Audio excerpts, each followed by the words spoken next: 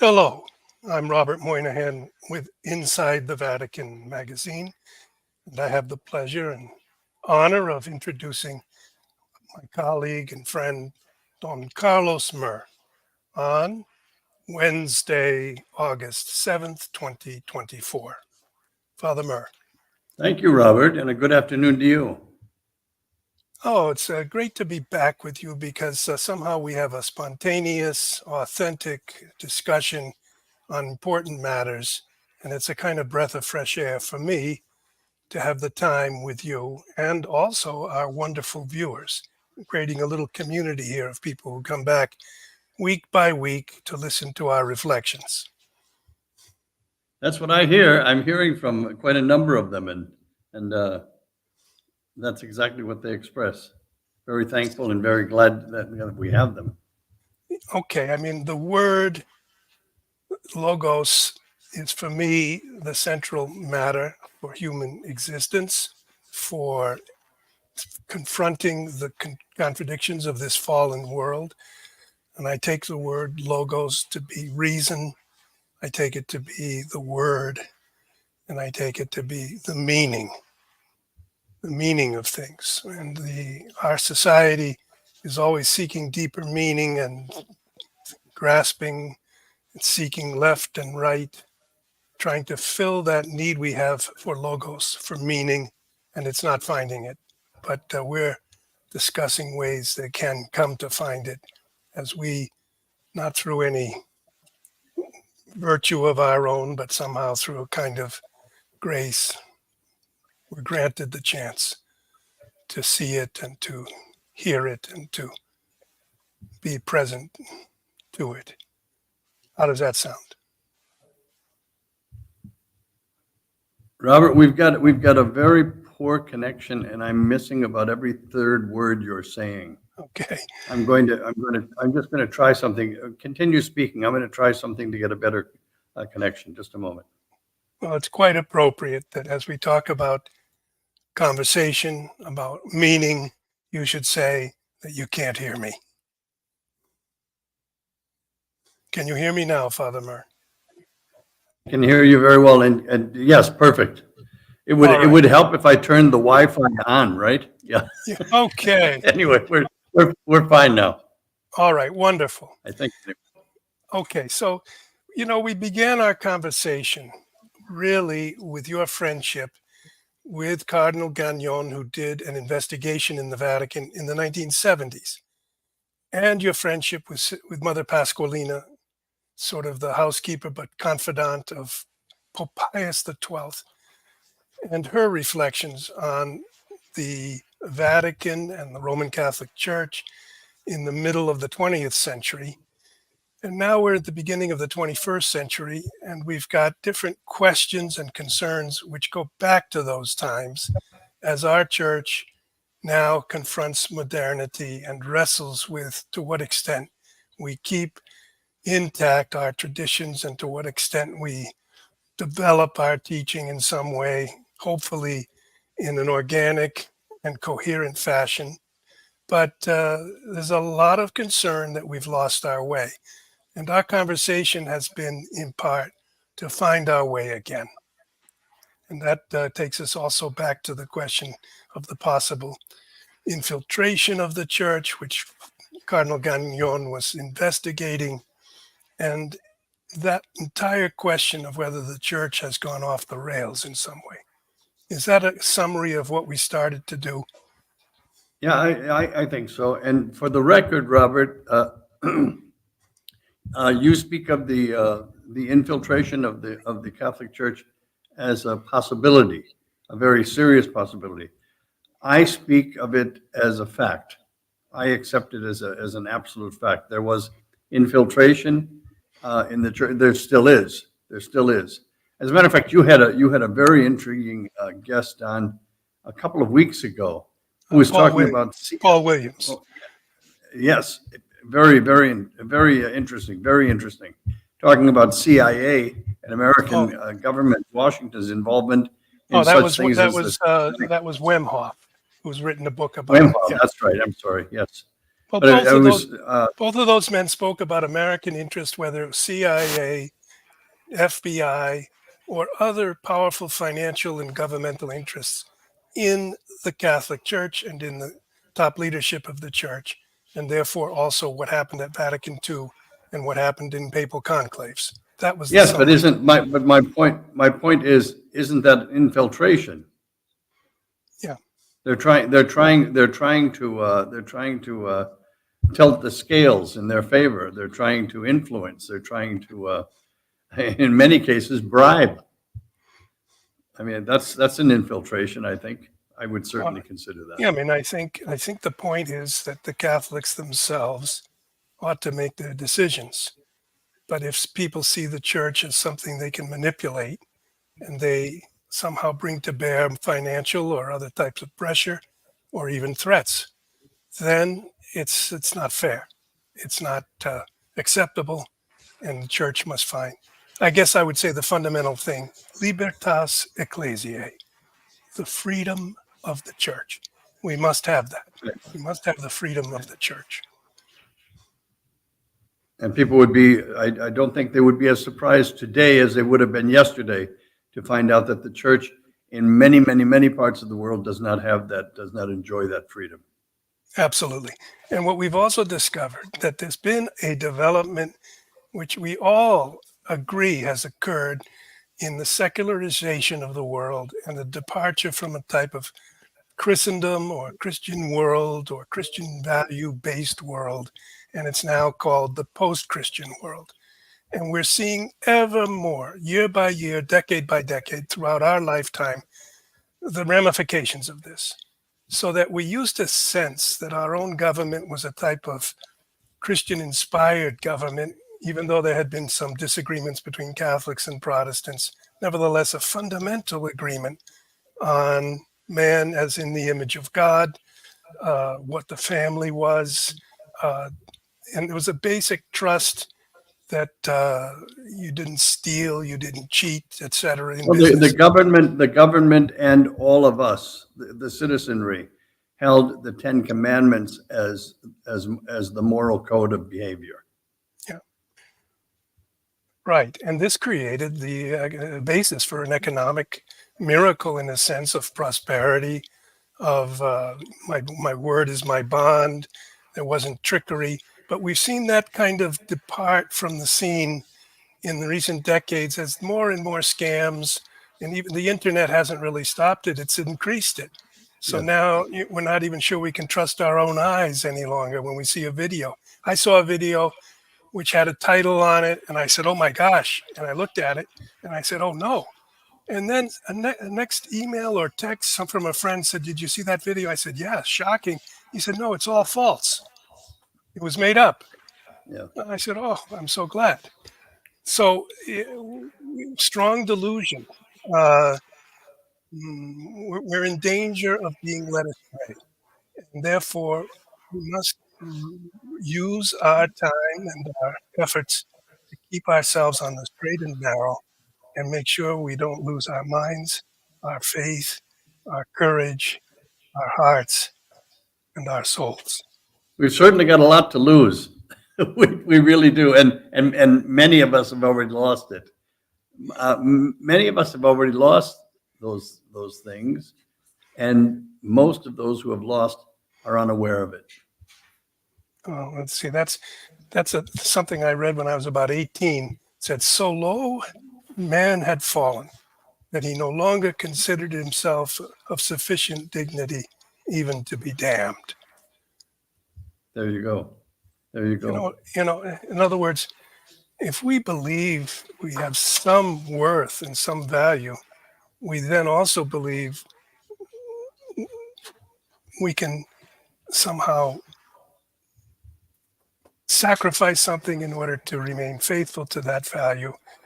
Or if we don't, if we yield to the baser angels of our nature rather than the better angels, that will create a terrible, what we might call, even in this life, a terrible cage, a terrible damnation for our existence, because we will lose the sight or even the desire to see the eternal God.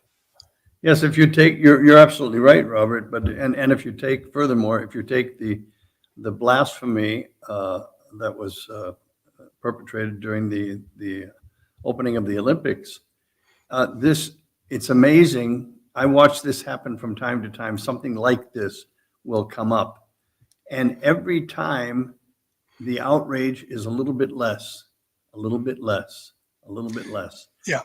This is it's really too bad. It's really too bad because we're getting to a point where a blasphemy is not a blasphemy because the majority of the people who are involved in it don't even believe in God.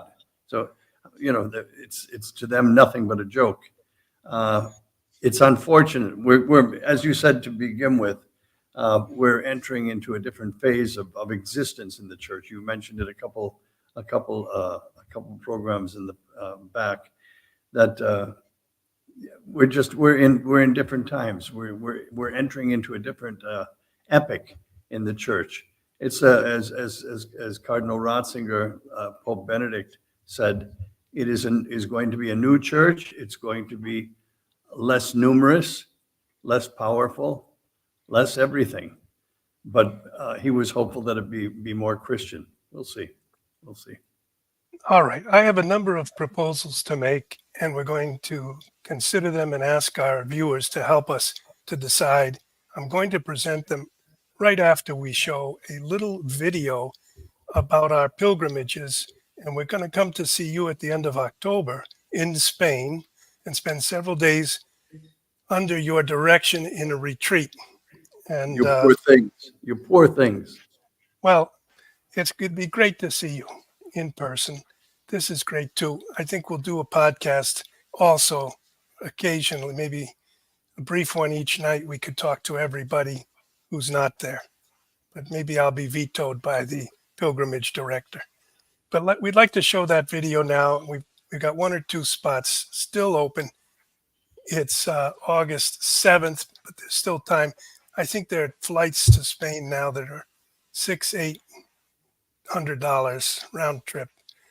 Not positive, but we will help anybody to organize it if they'd like to meet us near Seville. Come with us on a unique pilgrimage and retreat to renew your spirit. Experience the beauty and richness of southern Spain. Our retreat master, Father Charles T. Murr, a renowned Catholic priest, best-selling author, philosopher, theologian, trained psychologist, and pastor of souls. Father Murr will guide us through 3 mornings of spiritual reflections at a convent located in the historic heart of Carmona, Spain, promising a transformative journey. Experience an intimate evening with Father Murr at his home. Wine, dinner, music, and conversation, a highlight of this unique experience. Explore picturesque towns in Andalusia, each with its own history and charm. From the ancient streets of Carmona to the majestic beauty of Cordoba, the breathtaking views of Ronda, the remarkable village of Centenil, and the historic wonders of Seville. Our pilgrimage will be filled with awe-inspiring moments. Join us on this profound spiritual journey and rediscover the joy of faith, fellowship, and renewal. Book your place now and embark on a pilgrimage and retreat unlike any other.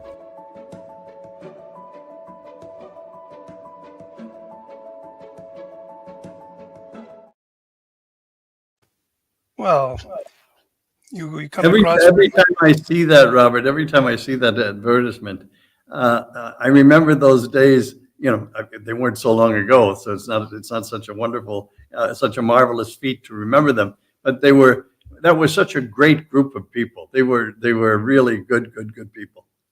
Yeah, that was this spring. It was just it was Lent still, just before Easter. That's right. It was in March. And of course, Spain is amazing, and it was a beautiful setting in which to work, right? Yeah, and the little convent there makes you feel you're going back 500 years. You can really retreat from the modern world. And I'm thinking the idea of pilgrimage is the central idea. I come back to it almost each podcast that I do. And I do see it as a way to understand our lives. But when you go on a pilgrimage, you sort of concentrate. It's like distilled, that your goal is to move toward the eternal, move toward the holy in a very specific and particular way. That's why it would go to the place where a saint lived or is buried. And there's a sense of walking toward a destination that's profoundly meaningful and real and can touch and transform your otherwise often very secular life.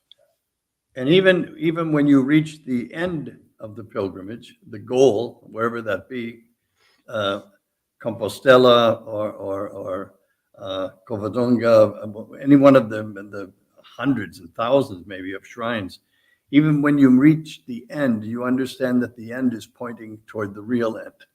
You realize that you haven't reached the end. There's a what do you call it? A flecha, an arrow that's pointing further to the ultimate goal, right? It's a beautiful spiritual encounter with self and with others. Absolutely. And what you bring to it is a lifetime of journeying, and you've had your challenges as well. You knew Cardinal Gagnon, and now he's passed away.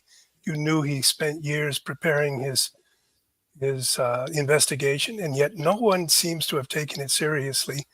So you've seen great joys in the moment of your ordination, etc., and you've also had some suffering in your life. You have to, Robert. That's part of getting through life. If you don't have that, it almost means you haven't learned anything. Suffering is a great way to learn. I'll tell you that. It's a great way to learn. You can't escape it. You have to learn. Let's just take one moment.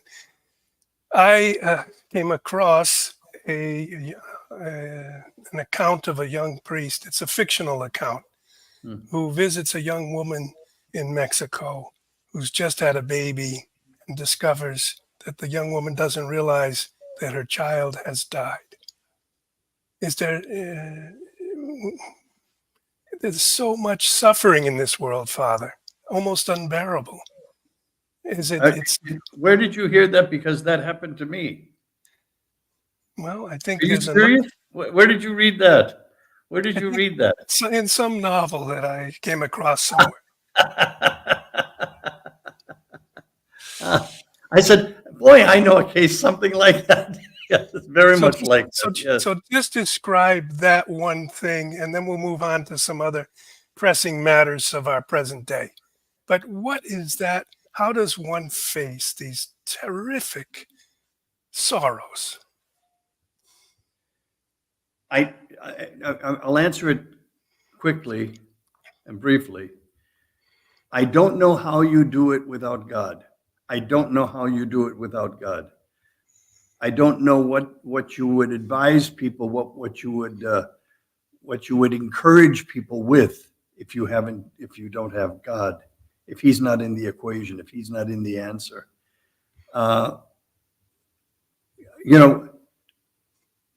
When I was in that situation, it took a lot of patience.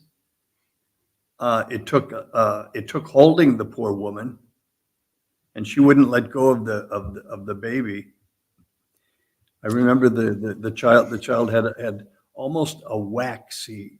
The child looked like it was made of wax.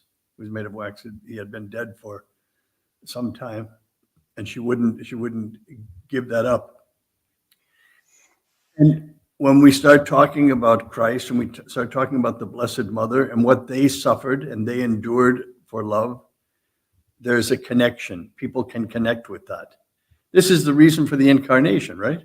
The very reason for the incarnation is certainly God's will to sacrifice His only begotten Son out of love for mankind and grant us salvation. That's the reason. But also, it's for us to become more Christ-like. Not just that Christ becomes more human, taking on human nature completely, but it's also for us to take on divinity, to take on the model of Christ. And the best, the most beautiful models of Christ are of course Christ himself, and the Blessed Mother,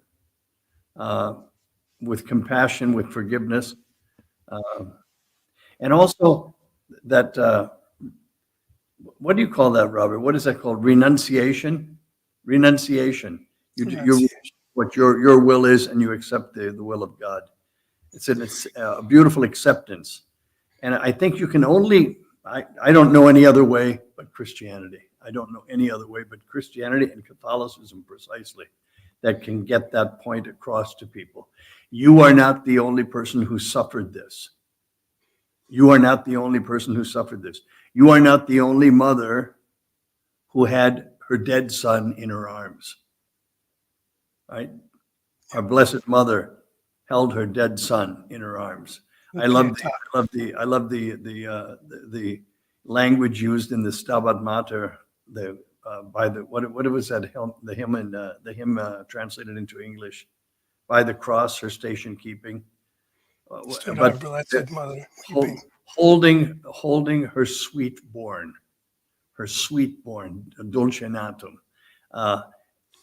And so all of those things that Christ lived, that the Blessed Mother lived, that the saints lived, we're invited to live the same way. And sometimes they're dramatically similar.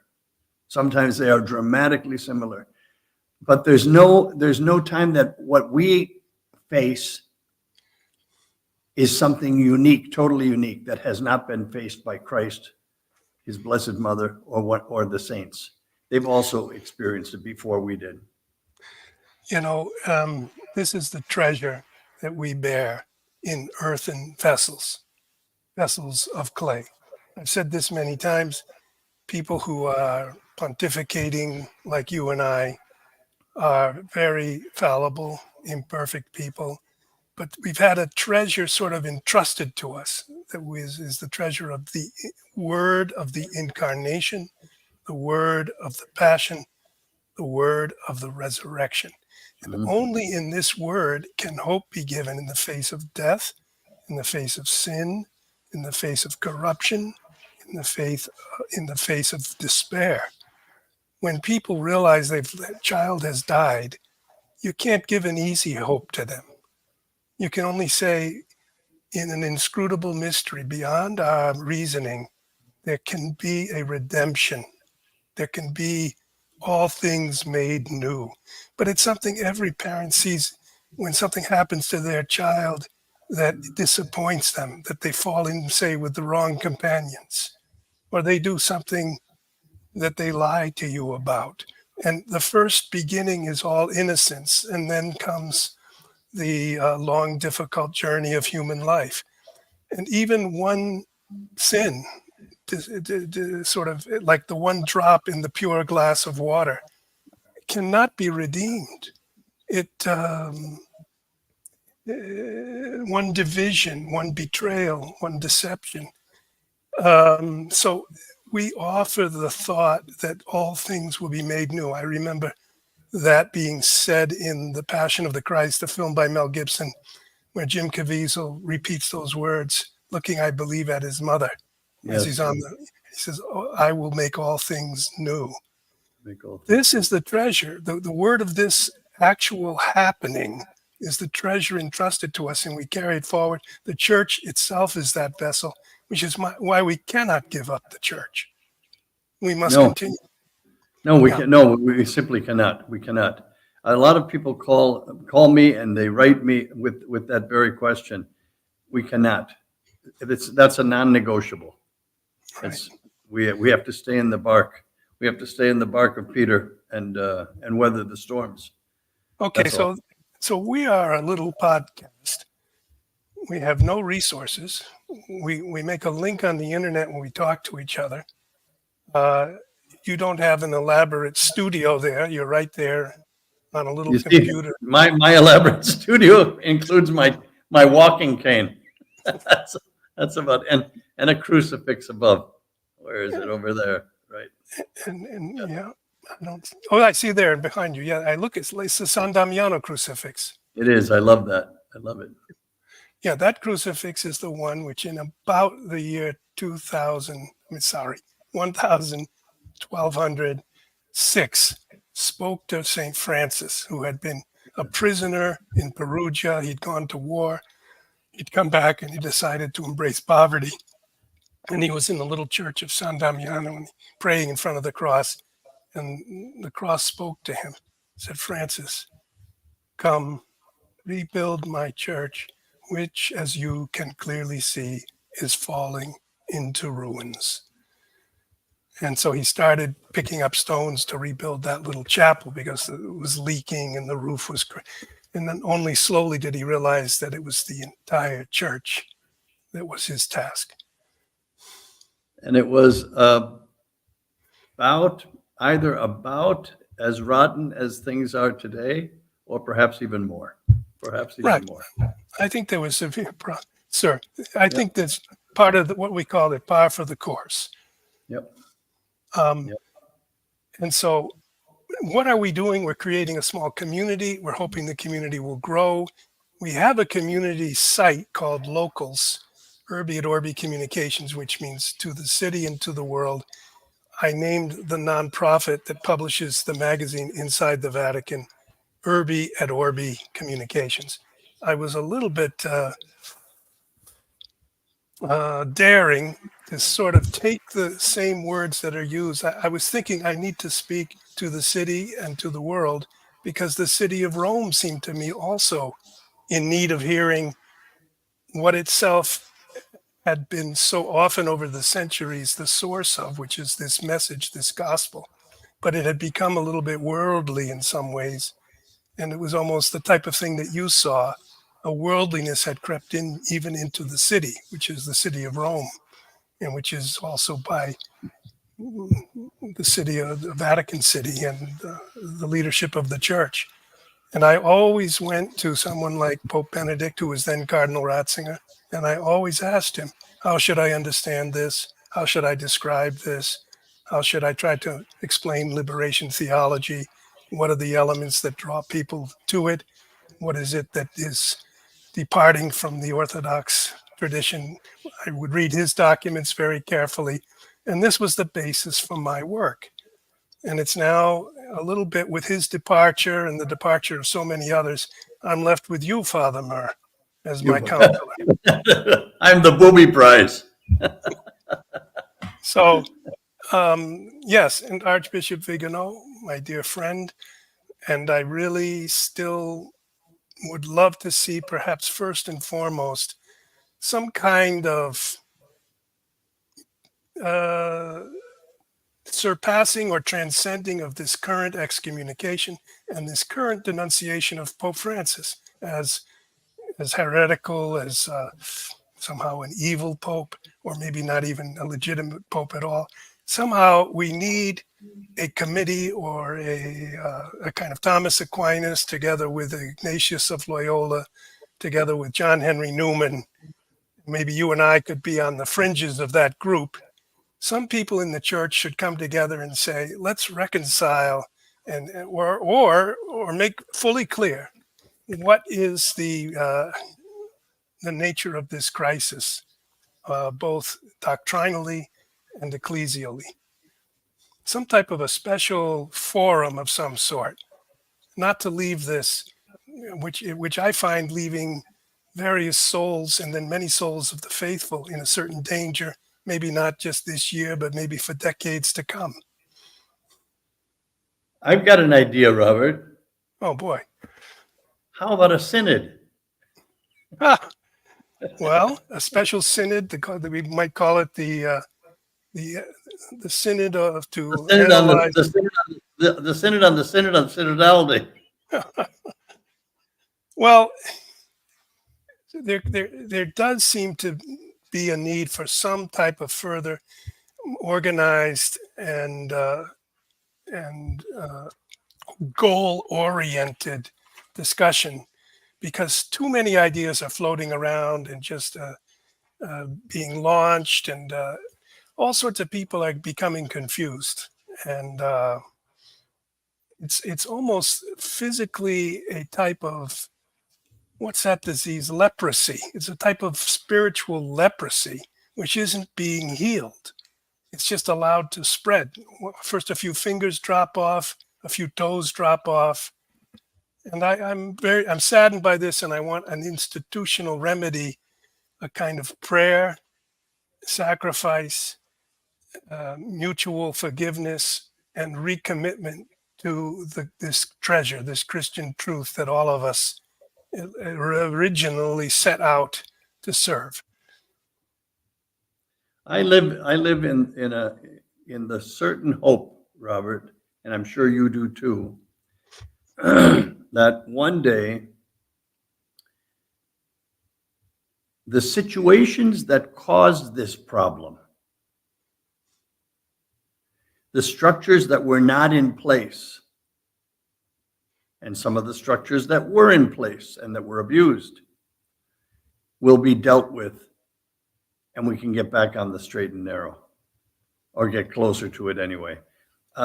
There's a lot wrong with the structure of the church. One of the things one of the few things I share with Francis is this: when he's talking about the synods, I think the synods are very good. I think they're very good. Not the way they're being handled, because it's a manipulation, but the real synods, meetings of bishops to address real problems and give real answers, concrete answers, that has to be resurrected. I think one of the things that has to be dealt with seriously is papal authority. Truly, papal authority. I think Vatican I has to be concluded properly. It has to come together with a real, concise, and complete idea of what papal authority is and what it is not. I think that's going to come from. I think that's not in the far distance. I think it's going to be looked at, because it has to be looked at. All right.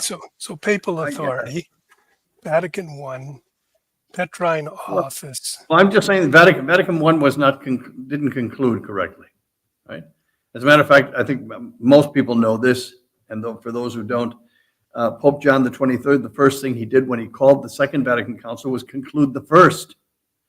He ended the first because it had never ended, because of the Risorgimento, the French the overtake of the Masonic government that took over Italy, and Giuseppe the Garibaldi and Mazzini. Mazzini and Cavour. They were Freemasons. Yeah, they were all quite Freemasons, and so was the entire government, and it was very anti-clerical, anti-Catholic. But I mean, the point is that the First Vatican Council, which dealt with papal authority, didn't conclude it. And even when Pope John the 23rd called the Second Vatican Council into session and officially concluded the first, which hadn't been concluded, he left it undone. It wasn't finished. It wasn't theologically finished. Okay, yeah. Go ahead. This really gives me an idea as well. Vatican II, in a sense, they thought they would prepare some schemas, conclude it in the fall of 1962, bring in the collegiality of the other bishops to go alongside the role of the Bishop of Rome and his authority, Pastor Aeternus, as someone just mentioned in the chat, a beautiful document. But they continued because other questions were raised, and they said, we're going to really have a true and extensive council, and they went 4 years. And then the Synod of Bishops was introduced, in a sense, to be the continuing spirit of the council. In the following, every 3 years, a group of bishops would come together and try to continue to interpret whatever was needed to fill that up. And so it's almost a continuing council. Vatican II did close, but it remained in a sense open. And we have a chance then to say, well, we still have to resolve these 5 great ambiguities about religious freedom, maybe the liturgy, maybe what are the 5. We also, and my point is this: we also have to conclude with some real and practical notion of what papal authority is and what it is not, and that's not being addressed. It's an open question, and it can't be opened because we don't know what the limitations of a pope are. We don't know what he's legally, morally able to say and not say. That has to be decided. That really does have to be determined. And it wasn't determined at Vatican I, and Vatican II just went on to bigger and better things, according to them. So that has to be dealt with so that we have a legal frame in which to work as a church. Right now, you're just saying, right now, the best answer that I can give to anybody, and I get a lot of questions on the whole thing, what can be done? What can be done? And my answer is, and I mean it sincerely, it sounds like a cop-out, but it's not a cop-out. It is the answer: divine intervention.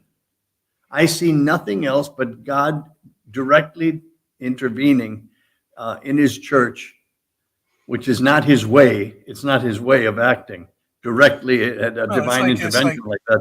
It's like turning your head to miss a bullet. Yes, there you go. There you go. But it has these things have to be decided. There are legal matters that have to be decided, and they're not being decided, and that causes more and more and more confusion. They just keep going on without being answered. That has to be decided. Okay, anyway. So that becomes a theme among a number of themes that I wanted to present. We do have someone mentioning here, why don't we set up some type of a super chat? Actually, I don't even know how to do that. There's someone writing here that they could make a donation if we sent here, this guy. John B. Thank you, John. Why can't Urbi et Orbi? That's an American nonprofit, but it does function worldwide. But it's if Americans make a contribution, that amount that they contribute is tax deductible. That's what American nonprofits are, because they're either religious or educational institutions. They're not for reasons of profit, but to spread a message. Right. Open up super chats so we can offer some money to this good cause. And then someone says that you can do that. This man, John Paul Sandoval, thank you, John Paul. You can click on the dollar sign, which of course I hate to talk about dollar signs because it seems so mercenary, or what do we call that? Commercial. I don't like that, because I have a Franciscan spirituality. Behind me is my uncle, whose name was Robert Moynihan. That's him on the wall there.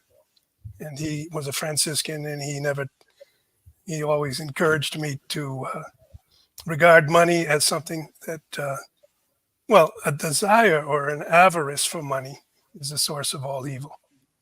But we do need a sufficiency of money to carry out at least some simple tasks. Click on the dollar sign and proceed with the super chat. But I don't even know where that is. Well, you know what, Robert? You and I have to get educated on this before we can give instructions to others. Okay. We will promise this next 7 days, we're going to organize this in a better way. So that's part of the purpose of this week's podcast. And then Matthew Schmidt, we appreciate this, added in the midst of our discussion of Vatican I and papal authority, which is sort of our first proposal for a type of synod or forum to discuss this question: where is the limit of papal authority? Obviously, we would say the Pope can't command an evil thing. If it's objectively evil, you don't have to obey. But otherwise, if it's not evil, there's a type of humble submission of one's own will to the authority of that man entrusted with the papal office. And this is a deeply Catholic position. A lot of times the Protestants say it's a kind of dangerous submission.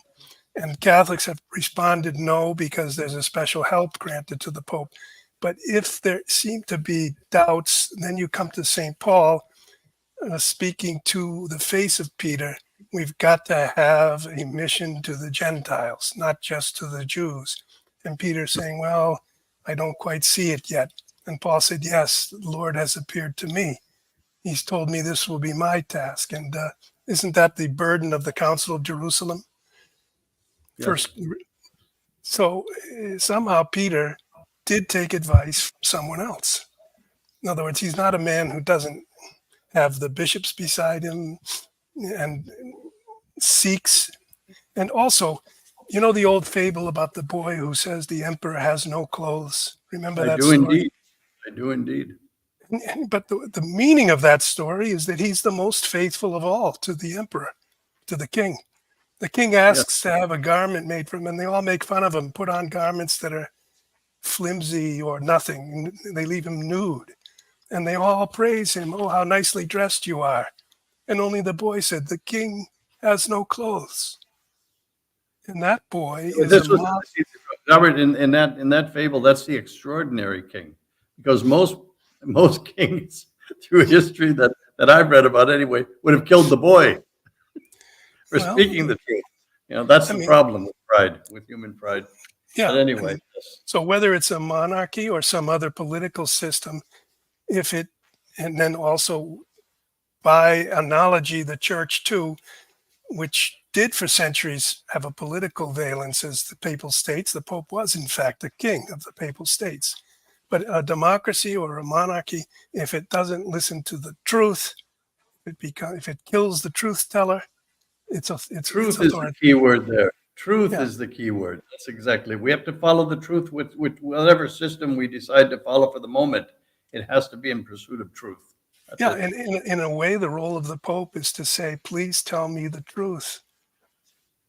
That's my task, is to get to the truth, and then I'll back it once I understand it, whether it's abuse cases or doctrinal treatment of sinful proclivities, how to forgive, how to do penance, how to return. The Pope theoretically is the supreme pastor of souls. Yes, but he's also obliged to listen.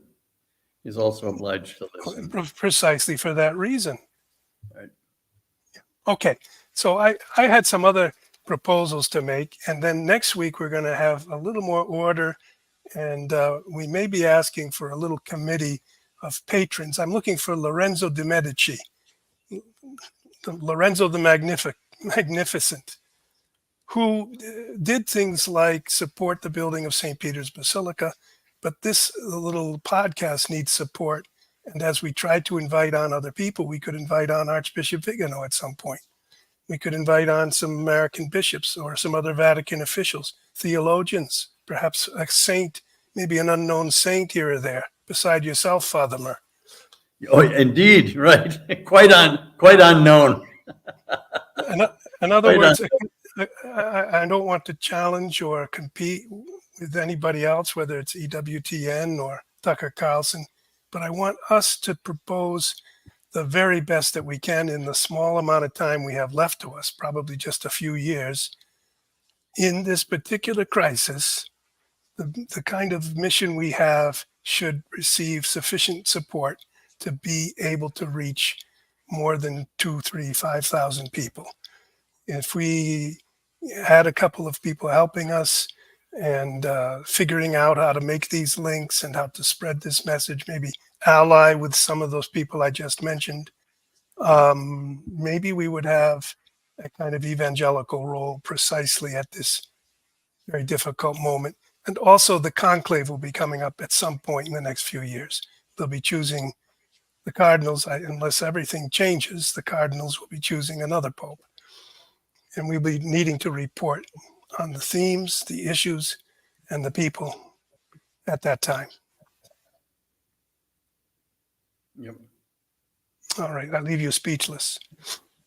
I'm absolutely stunned. I am speechless. I am dumbfounded. I am found dumb. Okay. Now, I jotted down, and I told you before we came on, I had a few ideas. And this is so we are really developing them in real time. I thought we would do something like resolved and then state a proposition and then go into the pros and cons and then come to a conclusion and make it a part of a platform that we would develop in the pressing needs of our time, in a very special time, which saw a few years ago the resignation of a pope, in a time now which has seen the excommunication of a prominent archbishop, in a generation which has seen the excommunication of Archbishop Lefebvre, and then the continuation with many good fruits, I would say, of his work, the Society of Pius X, and yet a kind of continuing wound in the body of the church because of an irregular relationship with Rome, and Rome itself struggling to deal with artificial intelligence, with modern secular society, with the pastoral care of all sorts of groups in our society, leaving us in a time of considerable confusion where we need more clarity and we need to gather a community to support the best that the church can offer. This is my hope. So, one idea that came to me, and I'll just throw these out, I was jotting them down before we came on the podcast, that the church plays fully its role of being in the world but not of the world. There's a city-state called Vatican City-State.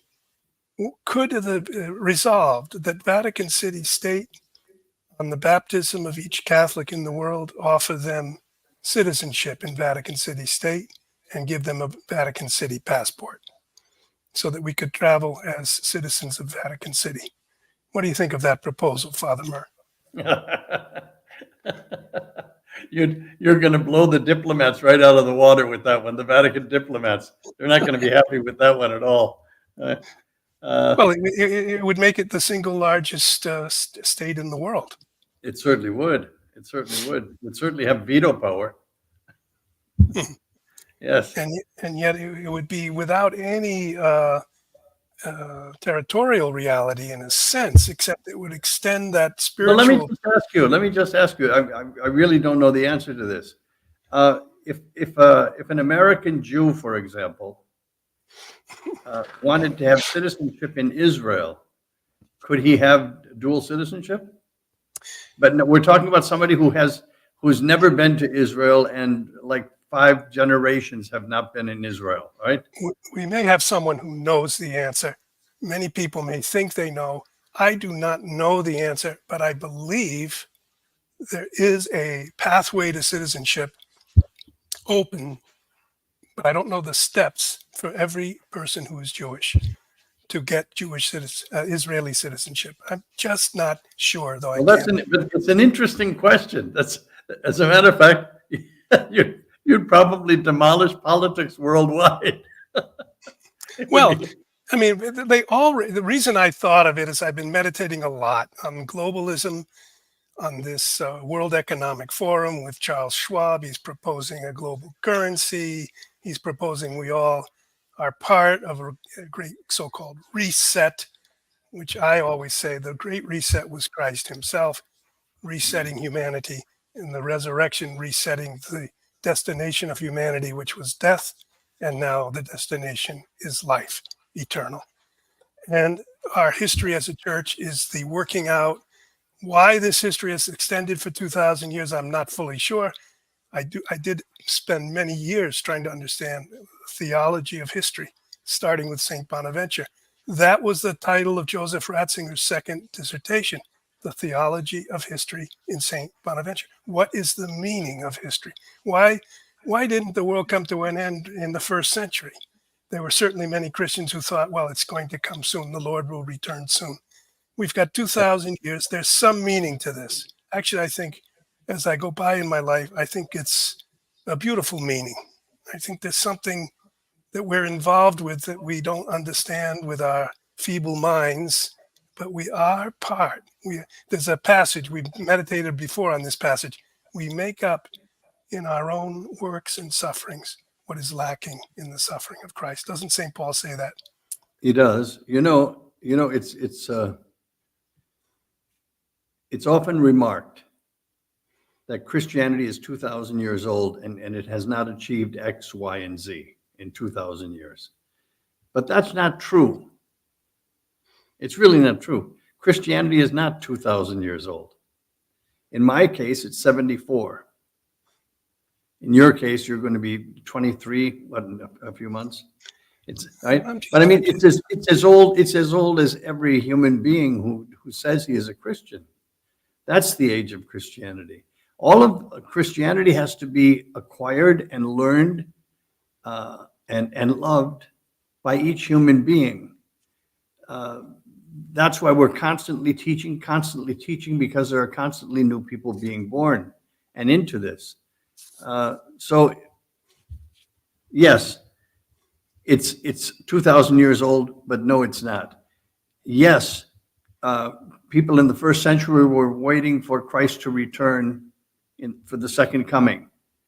And we are still waiting, just as they were waiting. And is he coming soon? Yes. Yes, he is. Just as he was coming soon for them, he's coming soon for us. Individually, not as the end of the world and gathering everyone up. Whenever that happens, I don't know when it's going to be. Nobody does, but I do know that my time is coming to an end, and I'm getting excited about that. And I really am. People think that I'm crazy for getting excited about it, but I am. I can't wait. I can't wait to see the real reality of what's behind all of this. I'm excited about it. But that's the thing. Christianity is as old as the Christian. And is Christ coming soon? Yes, he is. Yes, he is. You can be sure of it. Well, thank you, Father Murr. I do think there's another passage about eye hath not seen, ear has not heard. Ear has not heard, right. The great, beautiful things that God has stored up for those who love him. In other words, nothing we have seen, whether a sunset or a mountaintop or a lake or the ocean or a child or a beloved, nothing matches what is in store. It's transcendent. It exceeds. It may have an analogy to the things we've loved most of all, and that gives us hope, but it's going to be a million times.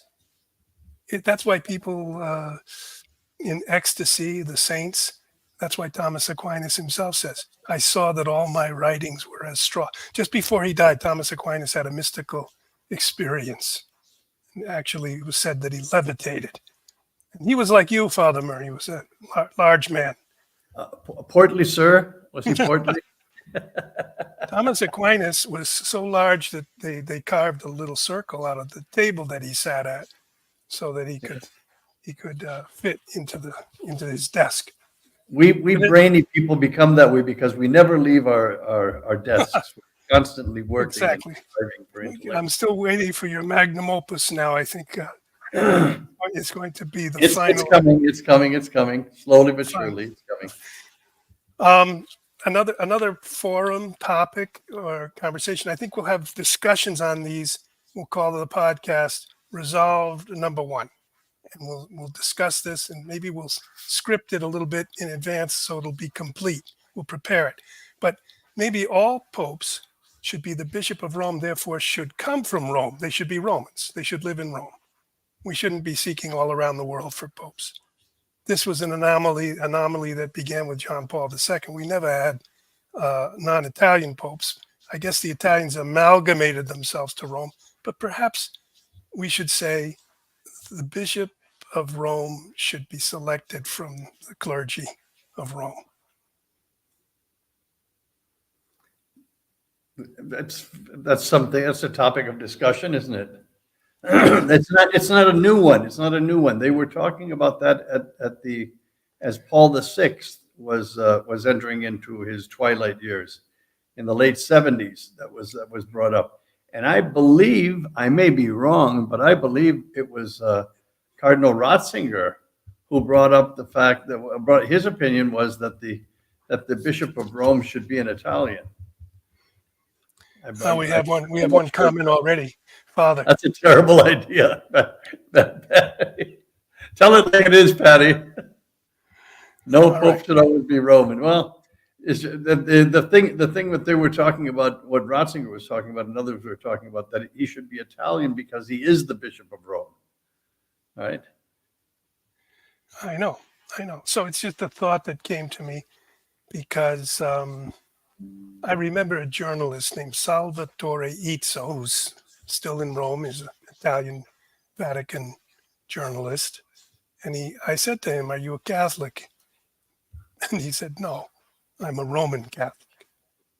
And I was in the 1980s, And he was a young guy and very confident, very secure in his self-understanding. And I thought that's kind of exciting to meet a Roman Catholic. Well, you know that we at least in America, we didn't use that title Roman Catholic. It was given to us by Protestants as a put down. Oh, I didn't know that. Yes. And the military then started putting down RC as on tags and everything else as an identification. But it was not a glorious thing to be proud of. I've always thought it was a wonderful thing to be Roman Catholic. But I looked up it's the roots of that, especially in American history, and it was a put down, and which is great because I think that's the story of Christianity, isn't it? You take all the put downs and you resurrect them and put them in a different light, and they all of a sudden become glorious. Yeah. All right. Okay. Wonderful. I have a couple other ideas. One would be on economics, that there could be issued a type of Vatican currency based on the Vatican, secured by the Vatican's gold, which is considerable. And it could be issued at birth, something like a gold Vatican coin. It could be called the Saint Benedict coin or something. The tiara. Something they could show the tiara of the Pope on the coin. Robert, you know what I think? I think that you're itching to write a novel of yourself, sort of a utopia. So following the steps of St. Thomas More. Well, Thomas More is the author of a book called Utopia, which was a place that never existed. I guess if you reverse, what's the word nowhere, right? Utopia means nowhere, doesn't it? Yes, I think so. But he wrote a description of a perfect society. Of course, Plato did the same thing with the Republic. And a lot of, people are all interested in the truth, in the beautiful, in the good, in wisdom. But of course, people accuse Plato of almost laying down the outlines of a sort of totalitarian or fascistic society. But in any case, both Plato and Thomas More and others have tried to describe the perfect society. But I'm just proposing a kind of economic solution to allow Catholics to participate in a pragmatic way in an actual economic value, maybe one gold coin to every child who's baptized, which would be worth $2,500. And there could be a system developed which would knock out of the park this proposed global bank currency, which apparently is going to be a problem for our freedom in years to come. So I'm proposing an alternative to that. Let's have a discussion of it, bring on a financial expert or two, and see what we could do. Well, Robert, I think those are splendiferous ideas. I think they should be matured a little bit more. All right. And I have to go. Okay. How do you like that? Okay, I'll just end by saying the other ideas include special committees as well to discuss things like the Gagnon report, a small group to ask for permission to review the report and perhaps give a press conference on it, and perhaps go through some of the disputed matters of Vatican II or even of a conclave like the 2013 conclave, or even go back to prior conclaves and say what actually happened. Let's make clarity on some of these myths or some of these confusing issues in the history of the church. And let's, through our platform, perhaps help to bring clarity at the very highest level of excellence on resolving the truth of these things. Okay. Would you like to just give that sounds good. I mean, that sounds good. What I particularly like about the whole idea is that it's independent of officialdom. And officialdom you need to be independent of it to get to the truth. Then you can present it to officialdom and say, take a look at this. Oh, and I finally, I had an idea that every parish in the church should have a little food bank in case we ever have famine. It's sort of the Joseph in Egypt option, so that each parish would set up for all the parishioners a little supply in case we ever do have any type of lockdown or shutdown, so that the church would be a kind of granary for the parish. Do you know, Robert, do you know that when you were here in Rome, in Spain, in every town that you went to, you found a big building, a tall building with no windows? You remember seeing anything like that? Yeah. One in Carmona, one here. All of those were put in by Francisco Franco as granaries, because so many people starved to death before and during the Civil War, that he wanted to make sure that in every town there were granaries full of grain should famine ever hit. Okay. Well, so it will be the Father Murr, maybe the Murr and Moynihan agenda. No, I think it's the Moynihan and Murr. Moynihan and Murr. Okay, that's alphabetic, M-O-M-U. Okay, if you like our program, please hit the like button. That does help.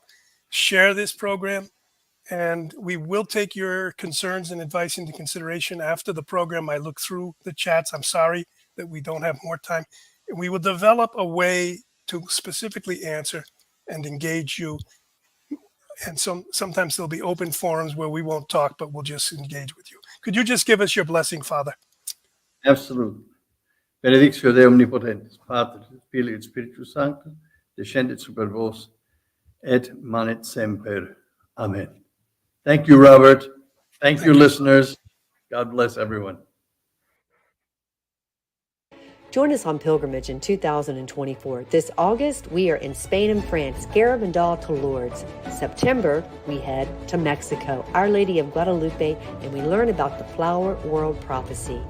October, we return to Andalusia, Spain with Father Murr for a retreat and pilgrimage, and we end the year in Italy, Christmas in Rome for the beginning of the Jubilee year.